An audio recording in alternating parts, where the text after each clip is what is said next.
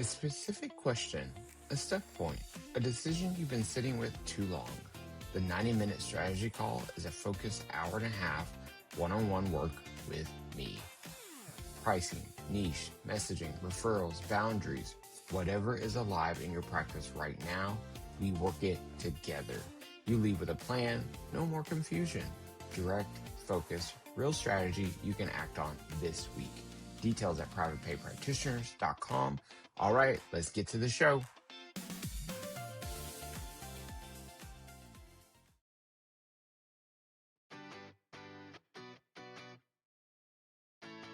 Hi and welcome. I'm DJ Burr, licensed therapist, founder of Private Pay Practitioners, and your host.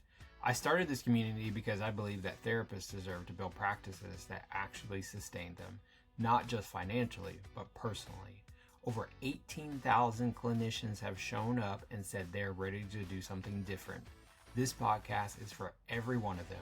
Real conversations, real people, real practices. Welcome to the show.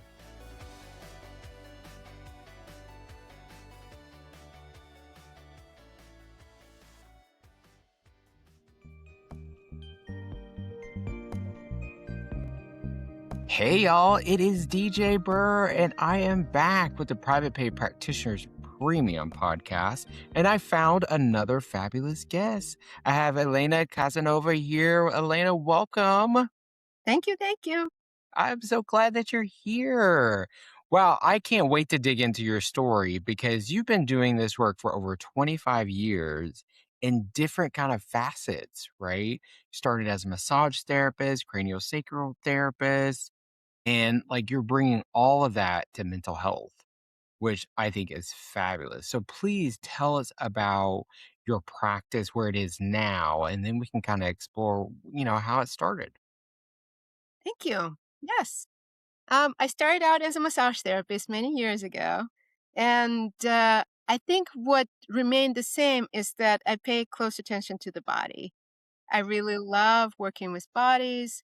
And even though my practice has evolved into a psychotherapy practice focused on providers, and community-based work. So what I love to do these days is to bring providers together for socializing, connecting, deep connection, friendship, and networking. What stayed the same is that I have a special relationship with bodies. And so I love bringing the bodies together and getting them to play and to get to know each other. Because often when we kind of speak from our heads, then it takes a long time for people to connect. But when we play, just like if you go to the sandbox and you see the kids playing in the sandbox, it's because their bodies are playing. It's easier for them to become friends. It's so interesting. I probably know that, but haven't really thought about it in that way. That makes a lot of sense. Play is so important. And adults, we forget to play. That is very true. Yeah. Yes. Yeah. So you are like a CE provider as well, and you train other therapists to become CE providers. Is that correct? That's correct. One of the things that I love to do is I love to encourage skill diversity. And so what I notice is that a lot of us learn from the same 20 people. And so if you're doing trauma work, you're learning from this person or that person. If you're doing mindfulness, you're learning from this person and that person. But what remains unacknowledged and unused is this treasure trove of our clinical experience. People like you and I. And so when I help people become CE providers, what I'm looking for is for that treasure trove, for that skill set that was developed during the 25 years of clinical experience. It doesn't just go away when we retire. And I love to bring together providers who have things that they want to teach and talk to each other, play with each other, and help each other bring out their best gifts. And talk about what it is that they have to contribute to the psychological profession, and then uh, get their gifts packaged in such a way that a CE sponsor will approve them. And I take special pride in being able to help approve integrative topics, which are usually the hardest to approve. That is so amazing. Like, I'll tell you this, like, I I do not call myself a speaker, and people look at me like, "What are you talking about?" Because I don't think I've ever put that on anything that I'm a speaker, but it's true. And I had a paid speaking opportunity a couple, weeks back, and I blew my own socks off. So, it's so interesting because you talk about CE, and I'm thinking, "I can never do that." And I wonder if a lot of providers say that. And we all have the gift of, I think, gab, and we could talk and share and create. So how do you help someone come out of their shell and become a CE provider? Think the trick is instead of seeing yourself as a speaker, which I think is a lot of people kind of are intimidated by that Yeah, it's word. heavy. Yeah, it's a heavy word. Instead, just like when you're doing psychoeducational stuff with your clients, uh, the same way that you do that, you can share your skills with other providers. You can teach other providers that particular thing that you know how to do. Like I know how to make a networking session into the space that's not intimidating and not boring and not tedious, but the space where you can really connect with people. That is my special gift. And I can teach people how to do it. It is not that difficult to do. And the stuff that you know about, so many people don't know about, and so many people benefit from your particular style of working with providers. You really help people understand what it is that they have to offer to the world and make a living doing that. That is Oh. such an amazing gift. Thank you. Listen, I just show up and talk. No, but it's interesting. I don't know if I could teach it, but I think I do. I think every time I get on this platform and talk about it, or in the Facebook group, it is teaching, and in my books and all those kind of things. But when I just sit here and I think about it, it's just like, oh, I just show up, right? And it, it's easy. And that tells you that that's your superpower, right? Because it's easy. Just like Harry Potter did not have to work hard flying on the broom, right? That is your particular magic. Wow, wow, look at you. Well, I didn't know I was gonna get this today, y'all, but this is fabulous. Yeah, I really appreciate that reflection back. I think that the coaching that we do, the supervision, the guidance that we offer other providers can change lives, right? It can change perspectives, lives, and we can just give more to like the global community when we feel confident and secure in what we already know. I have to tell you, DJ, I directed so many providers towards your podcast and towards your offerings. And the reason why is because what you give people is rare and precious. And What? yeah, and that is the knowing uh, that you can do what you love and you can make a decent living doing that. That is such an important piece for people. Yeah, yeah. It is. It is. And one of the things is like, so I have a podcast. You're on it. We're talking on it right now. I don't have any sponsors other than like the Patreon community because they get early access to it, right? And that feels precious. So there is like a little payment from it. But I have chosen at this point not to, like, try to solicit big time, like, sponsors and all that kinda stuff, because then it gets muddy, Yeah. Right. right? And then Yeah. I lose a little bit of control, and I like control. Yeah. Yeah. But I wanna make sure that, the message comes from, like, the heart and not from, like, my wallet. But I do wanna make money, and I want everyone to make money. Yes. Yeah, I and get that. I believe that we can. Yes. I get that. Yeah. Yeah. Yeah, Yeah. yeah. Do you Yeah. find that people are resistant to that in the CE kinda world where, like, kinda building up these CE courses and things of that nature? Yeah. I think people really don't believe that they can teach Cs, work for themselves, teach Cs as a private practitioner, and make any money doing that. People believe that if PESI hired them, they could do it. But PESI only hires so many people and they hire a particular kind of person. And so, what I would love to see is that um, the person, you can see that in the psychological profession, um, 75% of the practitioners are women. Mhm. And most of the teachers that you see speaking through PESI are men.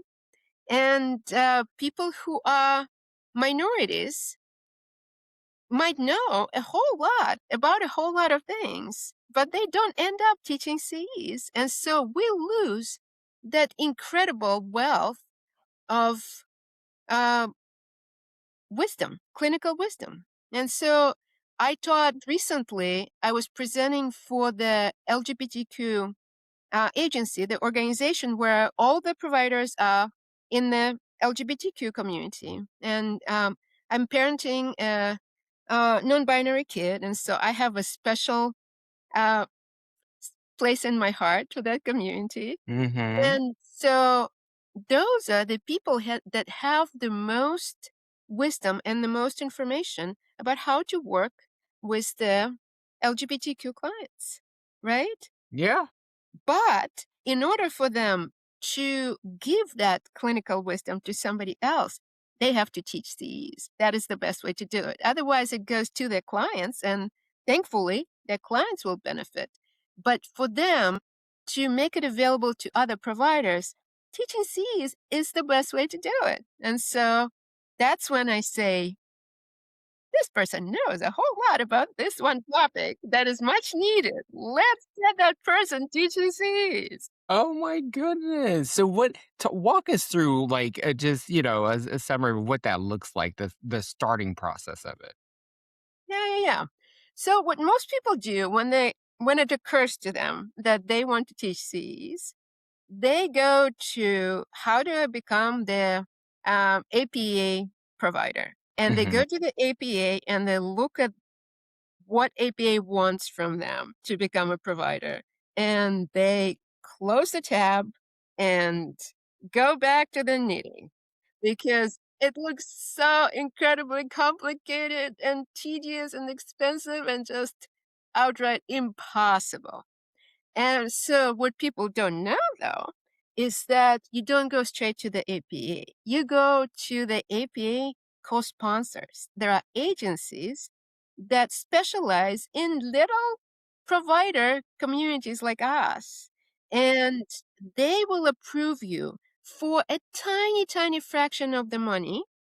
And uh, you will be able to approve with their help, you will be able to approve your particular topic. And like my topic initially, my topics were somatics and emotional freedom technique, tapping. And so Mhm. I love tapping because it works really fast.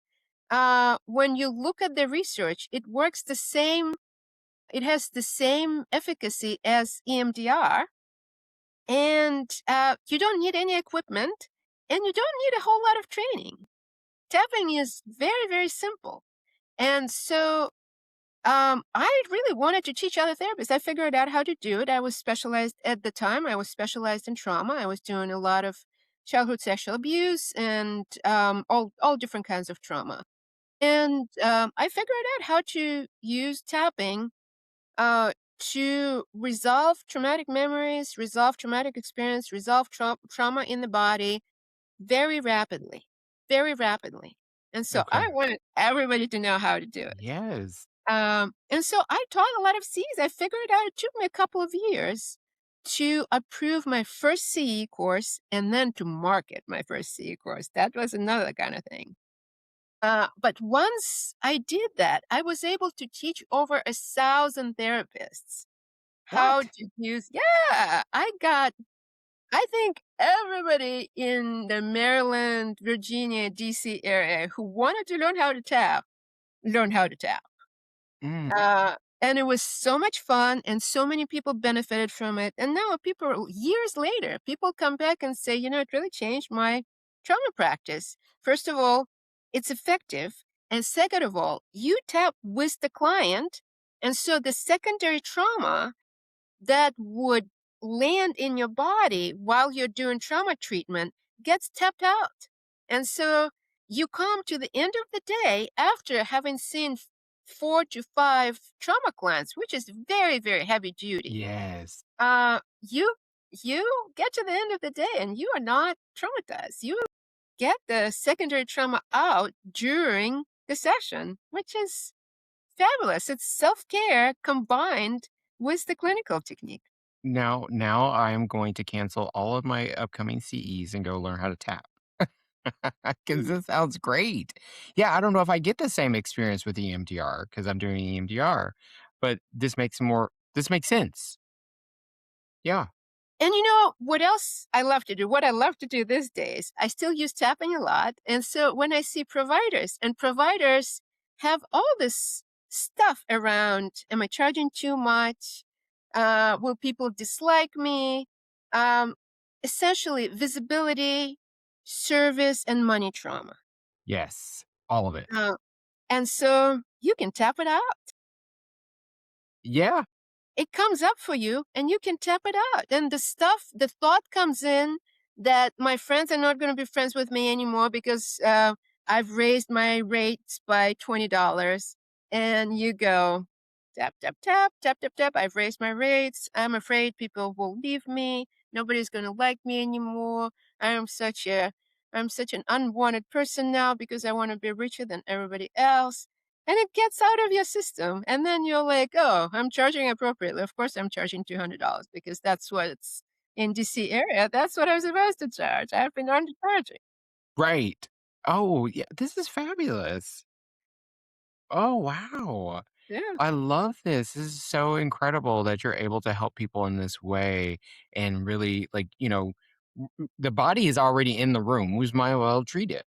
exactly. Exactly. Yeah. Yeah. Yes. Yeah. Wow. And so let me ask you this about your practice. Are you still seeing clients for mental health? Yes. Most of my clients are providers. Psychotherapists, acupuncturists, massage therapists, functional medicine people. And I still have one client who is not a provider, but all all of them are providers. And so I do a combination of coaching and psychotherapy. And I find that the work that you're doing really complements the work that I'm doing, or the other way around. Hmm. So when people are working on their marketing and visibility, uh, there is stuff that comes up for them. And so I'm the person who can address the stuff in the body that can come up. Oh, well, I hope you have openings. Because I got clients that sent you. Yes, this is great. I Mm, mean, yeah, like we talk about it like in my workshops and stuff. We talk about like the money trauma. I like when my crash course workshop. The first thing we're talking about is money trauma. yes. We were talking about the history, and they all have it. I have, Yeah. Yeah. I have it, and I've worked on it a whole bunch. But sometimes it still comes up, and when it comes up when it's talking about raising them damn rates. Like, Mhm, I kinda want like, my rate where it's at right now, I was like, "I don't wanna mess with this no more." mhm. Yeah. Right. I understand. Yeah, I understand. Because I'm like, I feel like I'm at a good place, but I'm just like, I don't want to keep looking at it. Yeah, I understand. Yeah. And, DJ, I worked for so many years. I worked with my own money and visibility trauma, and um, I'm a Russian Jew. I'm a first generation immigrant, and Okay. so it was very, very scary for me to be visible because the Mm, Jews did not do well if they were visible during certain certain eras. yes, I've heard And, this so many and so times. yeah, so for years and years, I got it I had to get it out of my body. The sense of if people see me, a wrong person is going to see me and they're going to come after me. It Right. was in my Threat. bones. Yes. And DNA, even me. yeah, Yeah. Mm, DNA, right? Exactly. Yeah. hmm. And I feel it's especially in the minority therapists. I've found it a lot in the minority therapists where generationally people were not able to be seeing. It was not safe for people to be seeing. And Yeah. I take special pride and special joy in working with minority therapists. One of my favorite gigs was teaching EFT to DC public school therapists, counselors. And about, it's DC. And so there are a lot of African American social workers who do that work. And so I came in, this little white therapist in private practice, and people were like, "Woman, you don't know what you're talking about. Right. We're sitting with the kids who have seen their friends die from gang violence. You do not know what you're talking about." And so it took me a minute to really kind of gain people's trust. But I feel like out of all the things that I've done, out of all the groups that I've taught over the years, that is still my favorite, the closest to my heart, because those women were in the trenches of the hardest, most brutal trauma. And by tapping together, I felt like we did so much good. And they would later email to me and say, "Hey, I worked with this kid and I worked with this kid." And I was, they just tapped it out. They were so scared and they tapped it out and they were able to take the test without anxiety or make Yeah. friends, Right. Do the thing. Do the hard thing. do the thing. Yeah, Yeah. Yeah. exactly. Yeah. Absolutely. Wow. That sounds like that is a gift. That is a gift, right? Because like you went into this, in this community where you look different, you know, um, but sometimes that can seem like a barrier, feel like a barrier, right? But for me, sometimes I just try to show up and tell people who I am, Hmm. and that really helps me connect with people. Hmm. I just try to show up and be authentic. I've shared in the podcast before, like I'm a trauma survivor, like most of us, right? And telling the truth got me in trouble. You know, being my authentic self got me in trouble, and I was abused for that.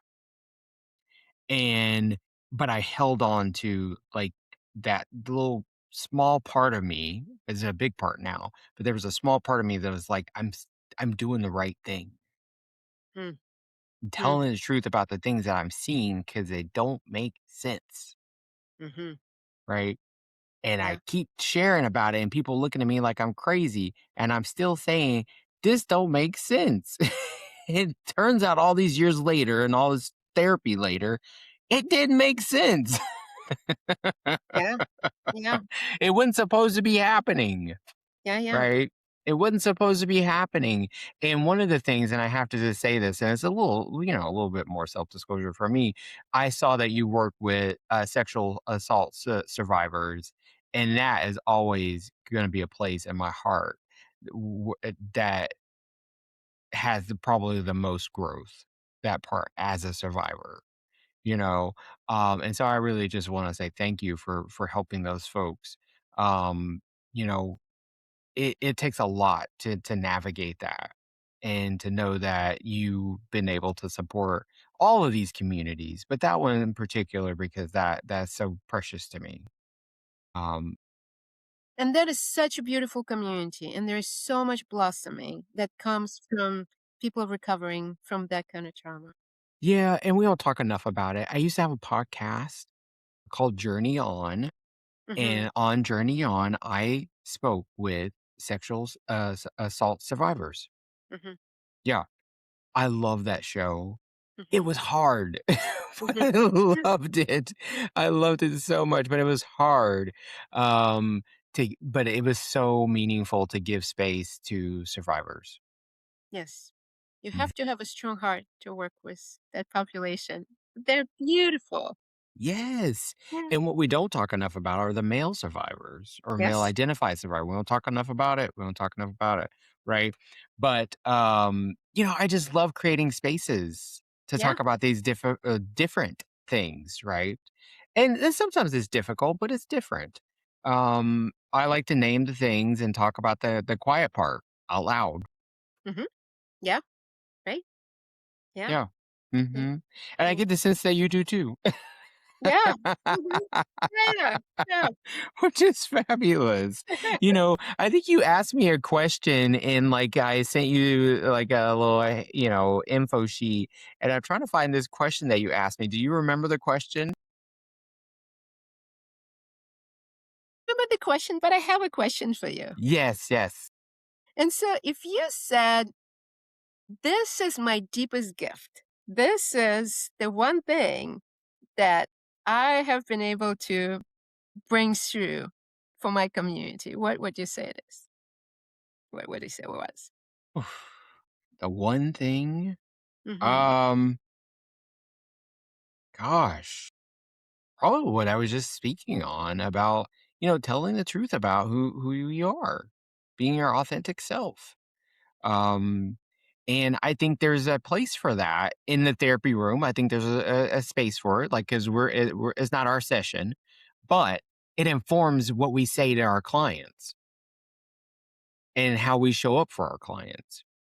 But I also think like for me as like as an advocate, Hmm. I can be visible in the world.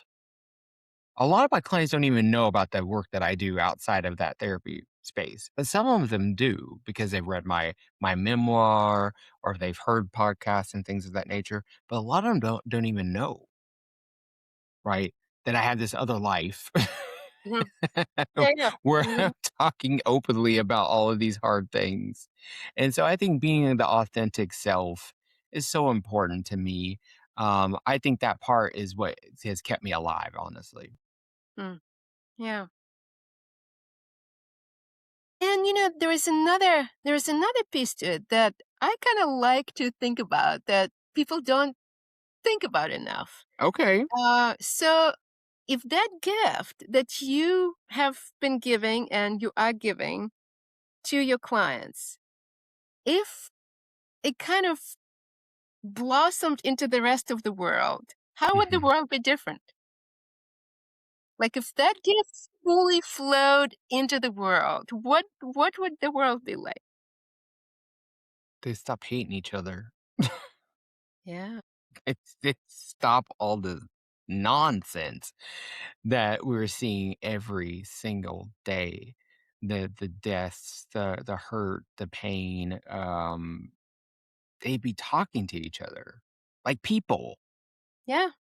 Yeah. like being like true. Because I think sometimes when we sit with people and we learn their story, I think we can have a little bit of empathy. Maybe we Mhm. don't have a lot. Right? Mhm. Maybe they've done some really effed up stuff, um, but maybe just a little bit, Mhm.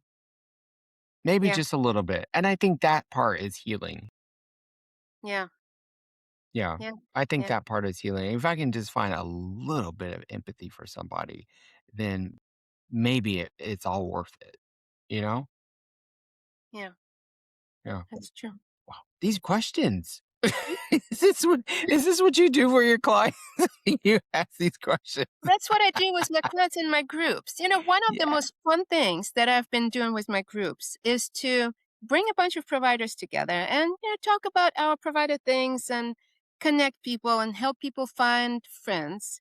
I think Yes. that is probably one of the most needed things in the community because we need buddies, right? We need friends like anybody Yes. else and maybe more than everybody else because we got to have a backup. We got somebody has to have our back, right? Right, right. And I think that was the question that you were asking me about friendships. Mhm. Um, um, you know, you said one of my superpowers is helping people find friends within the provider community. And how do I get people to connect on that level? That was the question. Yeah, Um, and it comes back to the same thing I just said, right? I just show up as me. that And makes sense. and it's an invitation to show up as you. That makes sense. Yeah. Yeah. And so there is also another piece that people don't often think about, and that is um, something that can show up as friendship, but it's actually trauma bond. So there is something that's like when it feels a little bit intense and it feels a little bit kind of scratchy or something. And it's like, ooh, I really connect with this person, but there is kind of buzz to it, intensity to Friction, it. maybe Yeah, something. Yeah. something. Yeah. And Mhm. so, we all connect through trauma. Everybody who's been traumatized, which is everybody, right? Yeah. Sometimes we find people who are trauma bonded to us. Mm. And that can be a little bit tricky because it can start feeling after a while it can feel a little intense and then it can start feeling draining and you don't know why it feels draining. And so what I'm looking to do is to create gift bonds instead of trauma bonds. And sometimes you can transform trauma bonds into gift bonds. And so if you gather a community of people, if you gather a group of people and get them to talk about their gifts, some magic can happen because Yes. then they're bonded in a very different way. They're bonded. It's like if you take two diamonds, right? And you find the way that those faces, Mhm. the flat surfaces of the diamond fits the other flat surface of the diamond. You get the Yes. providers together and they say, I care about this. This is my gift, and I care about this. And boom, there's another person who cares about the same thing. And something happens. They shine, both of them shine. And that kind of relationship really builds the foundation for long term, sustainable, collegial um, network. Because that's who you want in your network. You want the people that you see what their inner diamond is, and they know what your inner diamond is. Yeah. Yeah. I feel so emotional hearing this because I'm thinking about all of my friends who are like therapists and how they have been so important in my life beyond just the collegial, like, oh, I have a referral for you kind of deal. My dear friend, and she's been on the podcast, Anne, she sat in the bed with me after I lost my daughter as I screamed and yelled and, cursed the world. And then my dear friend Tony, he was one of the people who were one of the officiants in my wedding. And Michael, who helped me build my practice, and like I can go on and on and on. And these are Mm, people who are there, right? mhm. Yeah, Who are there. Like they're yeah, still important. mhm. And they met and I met them through opportunities that I've created, from a networking event I put on or like, a call for a lunch, coffee date or something like that. Right. And these people have been in my life for years now. Right. And we fit. Yeah, Yeah. I want everybody to have that. Everybody to have that too. I think it's so important. Yeah, yeah, Yes, it's so important. There is life-giving. it is. It's Yeah, life-giving. yeah, My friend Michael, actually Michael and Tony, they both are listed as providers in case like I had a emergency or whatever. That I have like one of those. Gosh, the words are escaping me right now, but you guys know what I'm talking about. Um, so I had a medical crisis and I was in ICU and I could still talk. I was talking outside of my head, but I was calling Michael and I was just like, Michael, I think I'm dying and please take care of my clients. yeah, yeah, you know, yeah. um, and to be able to have those people that you can call and know that if you ask them to do something, you won't have to follow up. Yes, that's right. Yeah. The people that I have met in this community, the Mhm. therapy community, not just the community of private pay, but the therapy community, Yes. have shown up for me Mhm. in more ways than some of my blood. We make spectacular friends. Yes. Providers make spectacular friends. Yeah. Yes. Yeah, I we want do. everybody to be friends. And that's Yeah. when I get them DMs and people complaining about what somebody done said and did, I'm just like, can you just work on it? Yeah, yeah. Yeah, yeah. Right, Instead of yeah. calling in yeah, I feel like sometimes like the hall monitor. Yeah. Right. Yeah, like, can you work on it? Because, there might be an opportunity to learn something, Hmm. Yeah. right? Right. Yes. Yeah. Wow, listen, I didn't know we was going here today. I I love it when I get surprised. Hmm. Elena, this has been such a treat. Hmm. Same Yes. here. Wow. Yeah. It's so powerful. And so, if people were looking to connect with you and maybe come to one of your trainings and such, where could they find this information? Mhm. Yeah, my website is elenakhazanova.com. Uh, my last name is spelled like Khazanova. So it's a different kind of spelling. Yeah, I love it. And I'm doing a lot of provider events, some of them networking, some of them are social events, and some trainings. I'm going to start training again this fall. And my favorite thing to do right now is I'm in the process of approving a a CE training on how to teach a CE training, how to teach and approve a CE training, which Yes. I think is going to be so much fun. Like, why not? Yeah, right. Exactly. Yeah. Like I said, I really want some skill diversity. I want people who have clinical wisdom to be able to share it. And so that's what I'm in the process of approving. And I also do a lot of one on one work with people who want to align their body to where they want to be in their practice. So it kind of goes parallel with what you're doing, except it's the internal work of, yes, I'm going to do this, I'm going to claim this specialty, I'm going to charge this. And the body goes, ooh, I don't think so. I see I it in don't real feel time. yeah. And to see it is like is very, very interesting. Like they're like, you know, I'm like, well, hold on, that's information. Yeah, yeah. Yeah, yeah, Yes. yeah. Well, get ready. I hope you got some room in your calendar because I'm sending Yeah, some yeah. folks Mhm. over there. Yeah, yeah. Elena, please come back anytime to the show and talk to us and talk to me. I feel like I went to therapy. This was fabulous. Yes, y'all. Please go to Elena's website and sign up for her CE courses. I need to go look myself because you got some wisdom and I want some more of it. Mm, Yes, beautiful. Elena. Thank It's you. great. Thank It's you. great to play together. Thank you so Yes. much. Because you Yeah. know what? You said that and I was like, this is my sandbox. Yeah, that's right. Yeah, and it's a good one. I like your Oh, sandbox. yay. We'll come back and play anytime. All right. Y'all, I have been DJ Burr, and this has been the Private Pay Practitioners Premium Podcast.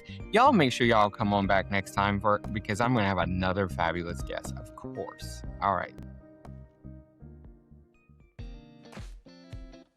If you're looking for ongoing support, resource drops, monthly group coaching, and a real community of therapists building private pay practices, the Private Pay Practitioners Premium on Patreon is where the deeper work happens. We have 4 tiers available, details at patreon.com/privatepay.